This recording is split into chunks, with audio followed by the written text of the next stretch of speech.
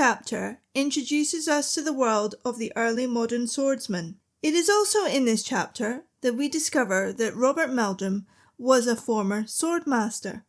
Meldrum has lost his confidence when handling a sword, and this was due to an accident.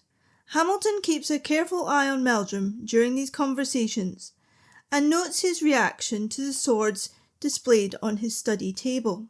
Hamilton sees a spark of interest in Meldrum's eyes, demonstrating that Meldrum has not lost his love of swordsmanship.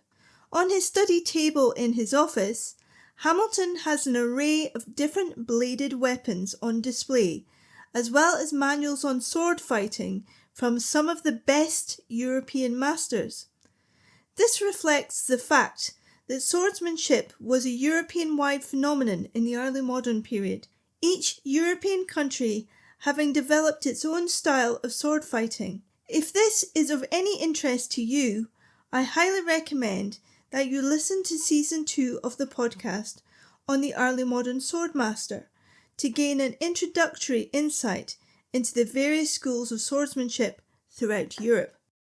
Hamilton has a dagger, a rapier, and a two-handed sword displayed on the table. It should be noted that there is no broadsword, the reasons for which will be explained in later novels. It is noted that Hamilton, although a French military officer, leaned more towards the Spanish school of swordsmanship. We learn later in the novel that Hamilton spent time in Spain, and we can only assume that it was for these reasons that he leaned towards the Spanish school. We also discover that it was for practical reasons, as Hamilton could get an edge over his opponents. Spanish swordsmanship developed separately from other schools of swordsmanship in Europe. Meldrum states that this would give Hamilton an advantage over his French-taught and Italian-taught opponents. We must also remember that during the 30 Years' War, which we learn about later in the novel, Hamilton, being a French soldier, would have fought Spanish-taught opponents. Therefore, knowledge of Spanish swordsmanship would have given him a means to understand his opponents and defend himself. The reality of survival and about was less about bravado and a gung-ho attitude. To quote Meldrum on Hamilton, he was a very thoughtful and careful man who reflected upon his style of fighting and that of his opponent before any possible bout took place. He carefully weighed up the circumstances and possibilities, never putting himself or his men in any undue danger. Sword fighting was a serious skill, which could mean the difference between life and death. It is stated that Hamilton developed his own Hispano-French style of sword fighting, which kept his opponents on their toes.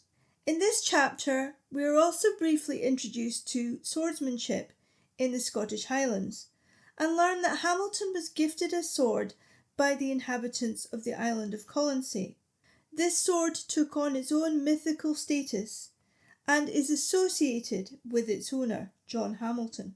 This was inspired by a real-life story of Alistair MacColla, who had his own legendary sword, which he took with him into battle.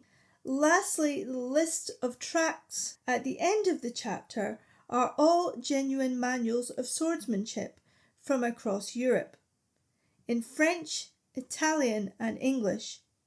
Also note that some foreign manuals were translated and printed in English. The school of swordsmanship was a pan-European discipline.